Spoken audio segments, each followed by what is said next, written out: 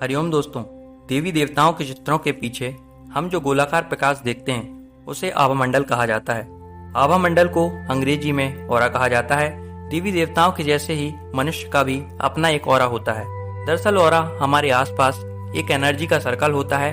विज्ञान की भाषा में इसे इलेक्ट्रॉनिक मैग्नेटिक फील्ड कहते हैं। ऑरा सजीव व्यक्ति से लेकर निर्जीव व्यक्ति वस्तुओं का भी होता है। पृथ्वी का भी अपना एक आभामंडल है। उसी प्रकार चंद्रमा का भी। चंद्रमा के आसपास जो प्रकाश दिखता है वह चंद्रमा का आभामंडल है, जो ध्यान से देखने पर दूर तक गोल दिखाई देता है।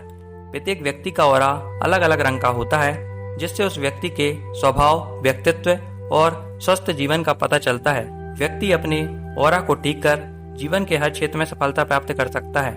जैन धर्म में ऑरा को लेस्या कहा जाता है। जैन धर्मानुसार लेस्याएं 6 तरह की होती हैं, जिनमें तेज, पद्म एवं शुक्ल को शुभ माना जाता है। वहीं कृष्ण, नील, कपोत को अशुभ माना जाता है। आमतौर पर आभामंडल बैंगनी, नीला, हरा, पीला, नारंगी, लाल और सफेद रंग का होता है।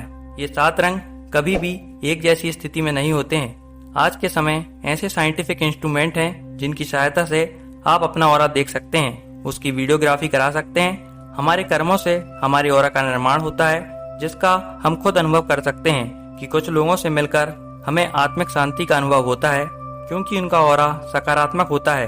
वहीं कुछ लोगों से मिलकर उनसे जल्दी छुटकारा पाने का दिल करता है, क्योंकि उनका ऑरा नकारात्मक होता है। अक्सर अपराधियों और कुविचार वाले लोगों का ऑरा नकारात्मक अर्थात काला, धुंधला, गहरा नीला या कपोत रंग का होता है। बहुत ज्यादा गहरा लाल रंग भी नकारात्मक होता है। आइए जानते हैं उन तरीकों को जिनसे हम अपना ऑरा ठीक कर सकते हैं। नंबर 1, आग में तपाकर। आपने अक्सर देखा होगा कि अखाड़े के बाबा या नागा बाबा धूना लगाते हैं या धूनी लगाकर तापते हैं। इससे ऑरा ठीक और शुद्ध होता है। यह आभामंडल को भौतिक रूप से ठीक करने की प्रक्रिया है। आप आग के सामने पीठ करके बैठें और 1 से 2 मिनट तापें। ऐसा कम से कम 45 दिनों तक करें। आपने शायद ही कभी सोचा होगा कि हम किसी मूर्ति आदि की आरती क्यों उतारते हैं। दरअसल आरती उतारने वाले को ही आरती का लाभ मिलता है।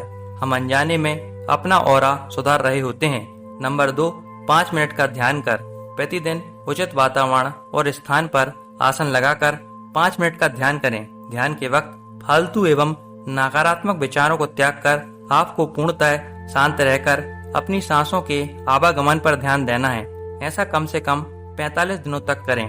नंबर 3, घर का वास्तु दोष सुधार कर। यदि आपके घर में नकारात्मक वस्तुएं हैं तो इस समस्या को दूर कर घर का रंग रोगन बदलें। घर में पीले, सफेद, नारंगी, गुलाबी और हल्के नीले रंग का उपयोग करें। इसी रंग के वस्त्र, पर्दे, चादर, तकिए आदि रखें। घर को पूर्णतः वास्तु अनुसार बनाएं और सजाएं। यदि आपका आभामंडल सही है तो सब कुछ सही होगा। आपका भाग्य, आपके ग्रह नक्षत्र, आपका स्वास्थ्य और आपका भविष्य सभी सुधर जाएंगे। सही आभामंडल से सफलता आपके कदम चूमेगी। जीवन के हर क्षेत्र में वे ही लोग ज्यादा प्रगति करते हैं जिनका आभामंडल शुद्ध और सशक्त होता है।